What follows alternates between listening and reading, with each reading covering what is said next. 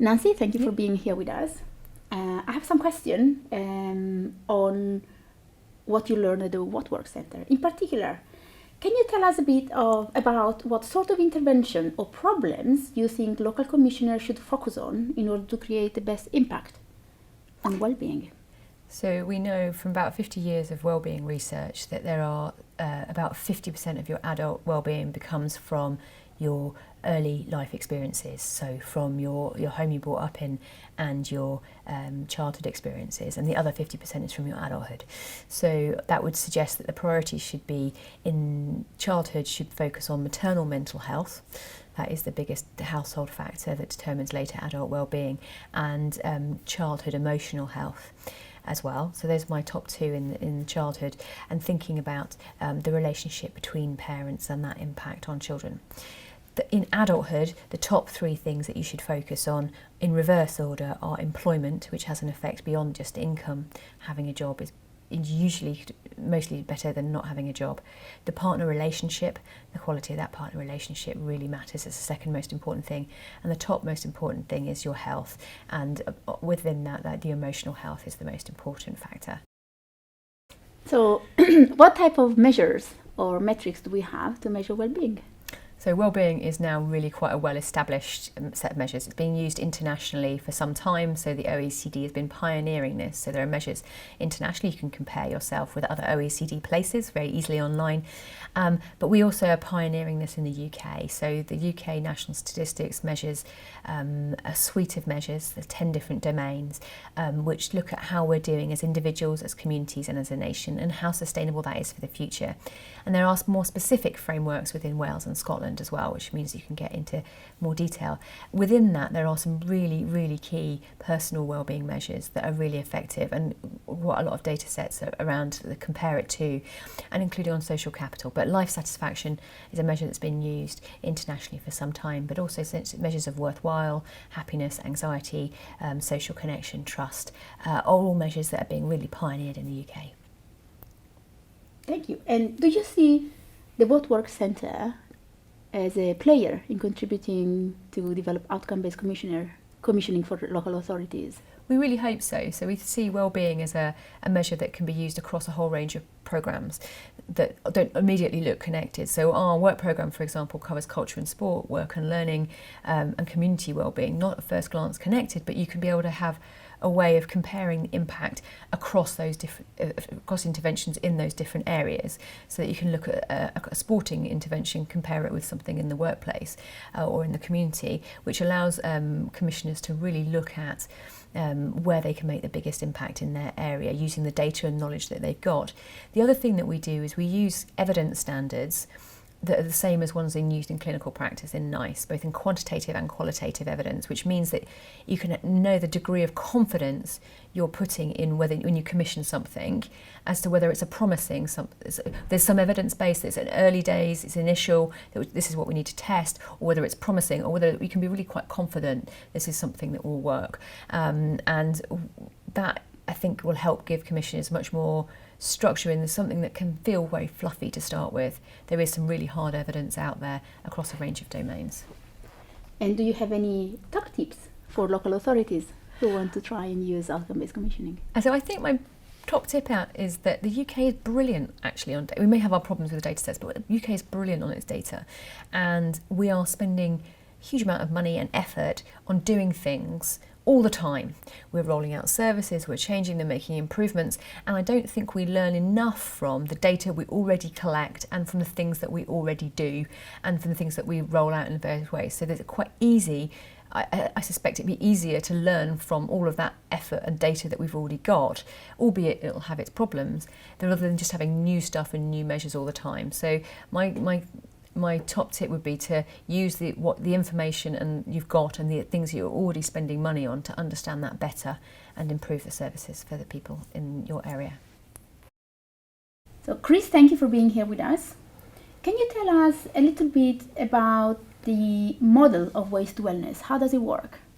Waste to Wellness is essentially an outcomes contract funded through a social investment bond and also funded by top-up funds from Big Lottery, Commissioning for Better Outcomes Fund and Cabinet Office Social Action Fund.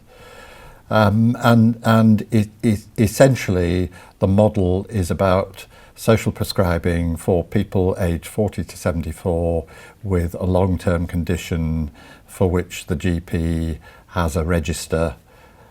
And the reason for that is that we need people on GP registers because our commissioning support organisation is able to extract data from GP registers using a system called Radar, and it can then match that data against hospital episode statistics, HES data. Okay, and in terms of, if you look at your experience, what are the main constraints of using an outcome-based framework in the context of well-being? I think in terms of an outcomes-based framework in the context of well-being, the biggest constraint in terms of, we're talking about social prescribing, the reason we focused on people with long-term conditions is that whether or not you get a long-term condition is often socially determined. Your outcomes, if you do, are certainly socially determined. If you think about somebody with type 2 diabetes, at one end of the scale, you have somebody with a lot of social, psychological, financial resources, high level of health literacy, give them a little nudge, and they go off and do all they need to do to improve their well-being. At the other end, you've got somebody who's unemployed, depressed, smoking, drinking too much, and they will need a lot of input to even think that they can improve their lives. And so the model is essentially around link workers. I think the constraint is, what's the time taken from an intervention to produce a saving?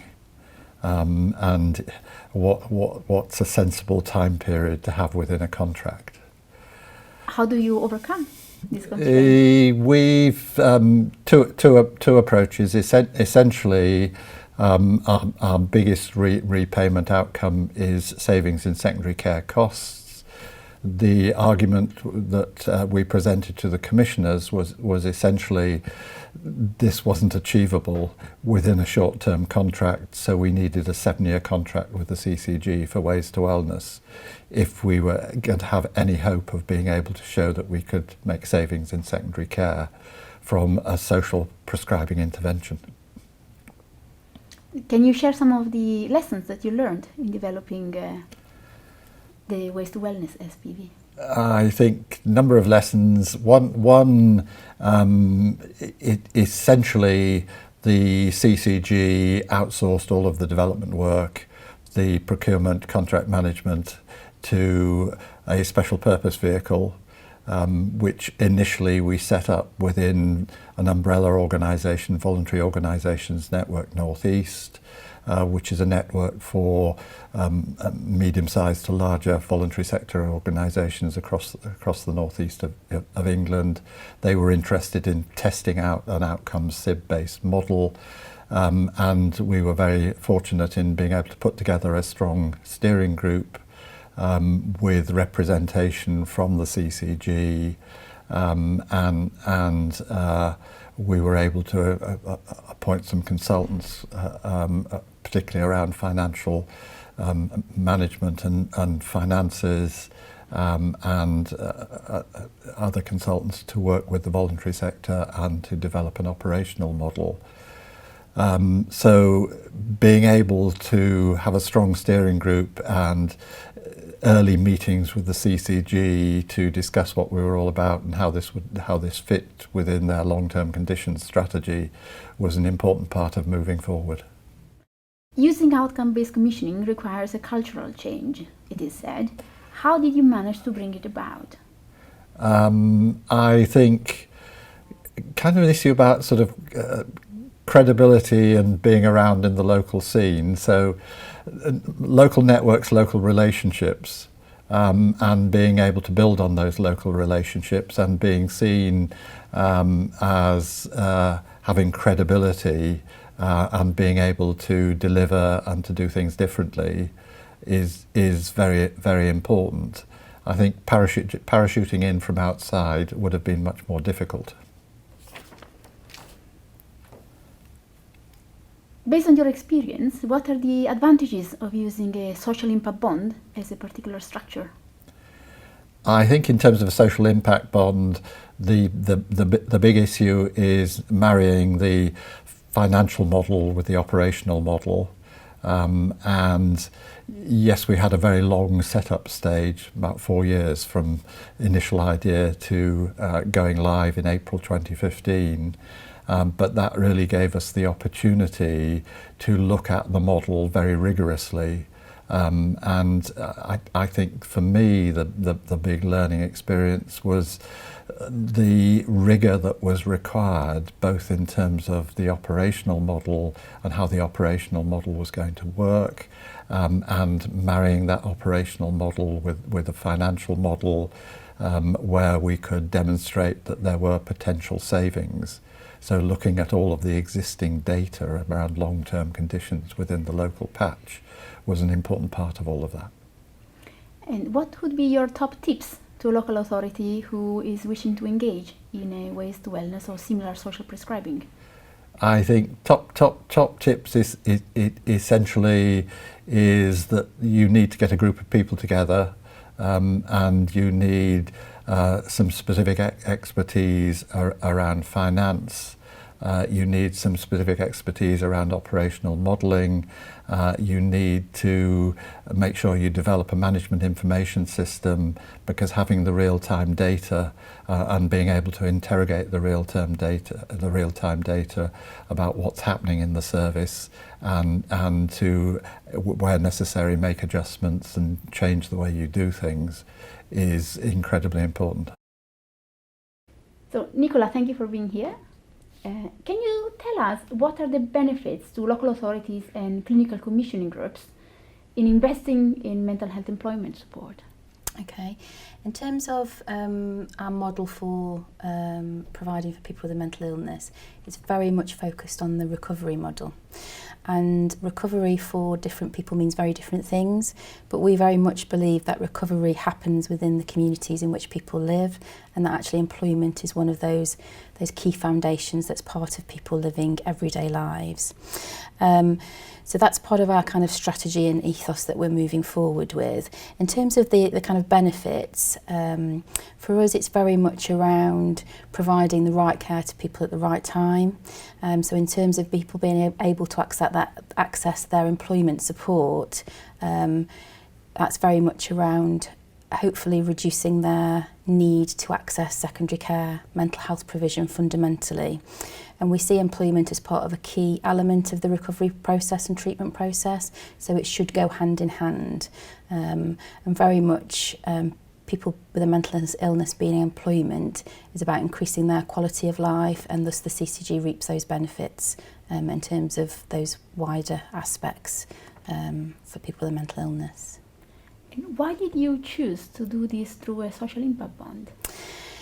The social impact bond was really a kind of timely approach. We were looking at our existing individual placement support service and looking at how we could improve its effectiveness, what kind of other models might be out there. At the time, we were commissioning that service on a block contract basis. So I suppose we weren't necessarily that satisfied with the level of evidence and information that we were getting, or how we could quality assure some of that information. So the social investment bond was really, I suppose to a degree, it was quite opportunistic on our behalves in terms of it came at the right time, and we wanted to pursue that. So the benefits for us, over and above having some additional investment into the programme, which is always a benefit, was really around having that kind of intensified focus around outcomes. So being very clear that the provision that we were commissioning is primarily focused on gaining paid employment for people with a mental illness and sustaining that paid employment. And what the social investment bond allowed us to do was to make that whole process a lot more rigorous in terms of the data collection, in terms of the management information systems within the provider, and also the evidence that we were collating for those people who secured paid employment and sustained paid employment. And ultimately that we can use that evidence to further demonstrate a future business case, if you like, to continue the investment in this type of model. So it was very much for us a kind of future-proofing exercise as well, that actually we had this opportunity, and I was kind of visioning where we'd be in the next 5 years and how we might move what the model might be in place then, and that's very difficult to do in a very fluctuating health and social care economy, but it was very much around future-proofing, so making our case as robust as it could be in terms of securing these interventions of people with a mental illness moving forward. Do you think in the future you might use the same intervention outside a social impact bond structure? In terms of IPS? Possibly. I think what it's allowed us to do, or is allowing us to do, obviously we're only kind of a year and a half in the process at the moment, is to generate all of that evidence and momentum and influence, if you like. So I think for us, obviously when we come towards the end of our kind of programme, it really is going to be about evaluating, has it added benefit to our commissioning portfolio, has it added benefit to our residents and patients, and that's the kind of question that we'll need to ask ourselves, and whether there's other models that we could look to in partnership potentially with the Work and Health Unit at the Department of Work and Pensions. There could be other things that are on the horizon, so it's really kind of keeping our eye on the horizon in terms of scanning of opportunities and what model it might be in place that would best fit our needs at that time within the resources that we need to operate in, which again will be an unknown. And if you have a local authority interested in following on your steps, what would be the top tips that you have for them? The top tips, I think, would be really engage with your market. So make sure that you have a marketplace that is able to respond, for one. I think absolutely engage with your mental health provider trusts that deliver your health and social care community mental health teams, because they're key partners in this and they need to be on board in terms of the culture around aspiring for people with a mental illness to be in employment. I think I'd be very clear on what your metrics are, what your outcomes are that you're going to associate the outcomes-based payments to, and make those as simple as possible, because that will make life for everybody a lot easier. So those would be some of the recommendations. I think the other element that I would say is around really understanding what your demand for the provision is and what capacity you have within the resources that you have to deliver it, and do a lot of modelling on that. I think in hindsight we would have done a lot more work around that. And the other aspect I think really would be leadership. You really need strong leadership across the board on this, because it's not seen as the absolute must-do in a lot of areas, but actually it's fundamentally important. And I think you really need that leadership across the board to really drive it through, and then you'll start to kind of see the benefit of some of that work. Thank you, Rachel, for being here. You're welcome. Can you tell us what is a healthy place? What does it look like? Sure. So in principle, a healthy place is a building or a street or a neighbourhood or a park that helps tackle preventable disease and which really boosts people's health. So we have drawn on the evidence, and for us we think that it means places that are highly conducive to physical activity. So that could mean that the first choice for getting to school is walking. It's a place where you can access healthy food.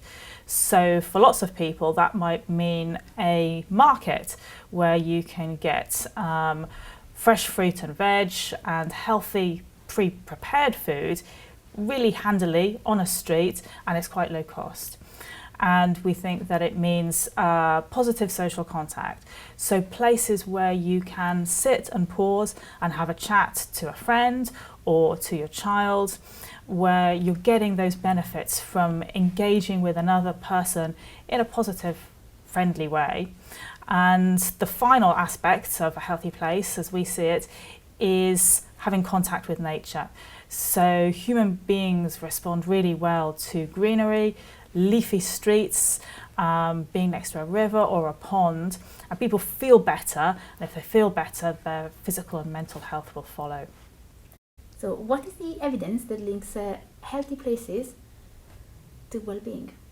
So there's lots of evidence that links those 4 functions to positive health outcomes, physical and mental. And then the question is, what can we do in the built environment when we create new places or when we reshape existing places to support those functions: physical activity, access to healthy food, positive social contact, and contact with nature. And there's lots of things that we can do in different types of environments, inside buildings, in streets and in parks, and as we plan transport systems and create new neighbourhoods in order to meet demand for housing, to make those places really conducive to those healthy behaviours and experiences. And finally, what would be your top tips to a local authority who is interested in bringing about healthy places?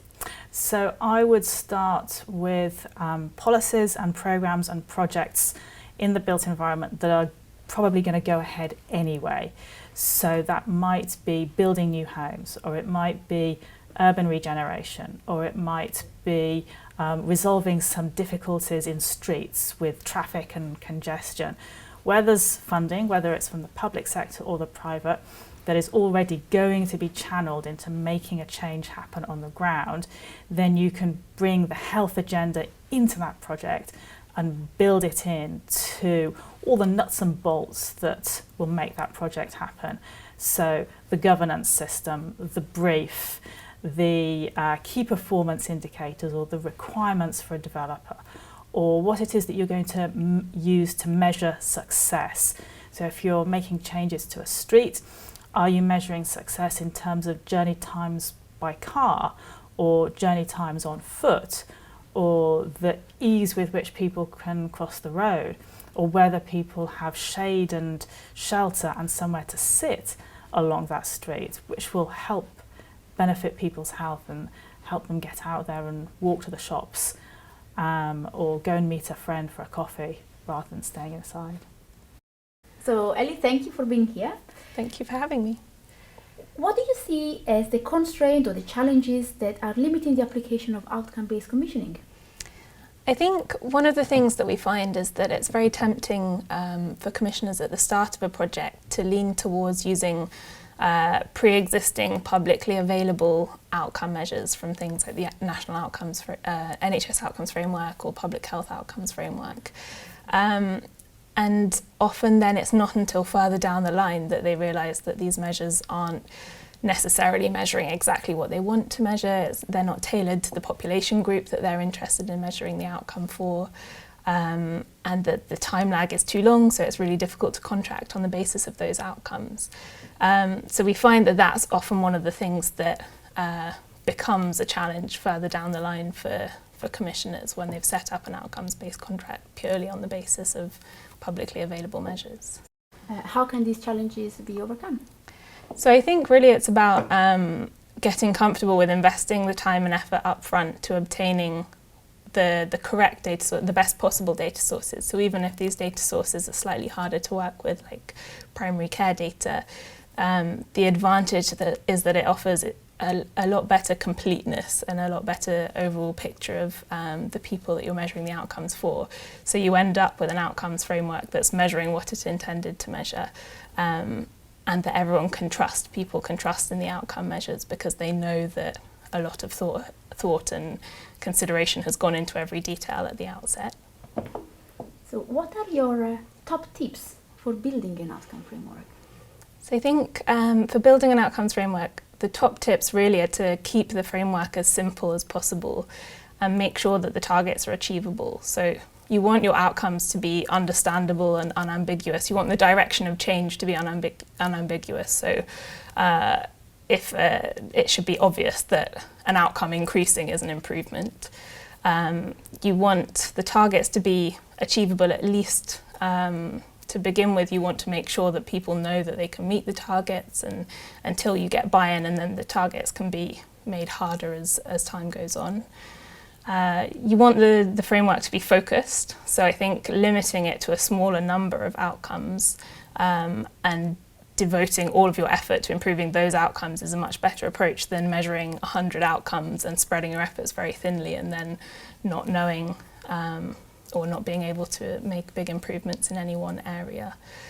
And then I think really it's about it not being a huge burden on the people involved. So it shouldn't be, the measurement shouldn't be a huge burden to the people who are trying to improve the outcomes. It shouldn't detract from the time that they have to make improvements to those outcomes. So the collection of data and the analysis of data often are seen as a main block to developing outcome-based contracts. How can the commissioning authorities overcome these barriers to collect accurate and reliable data? I think it's true that when you start an outcomes-based contract, you rarely have all of the data that you need for the perfect contract.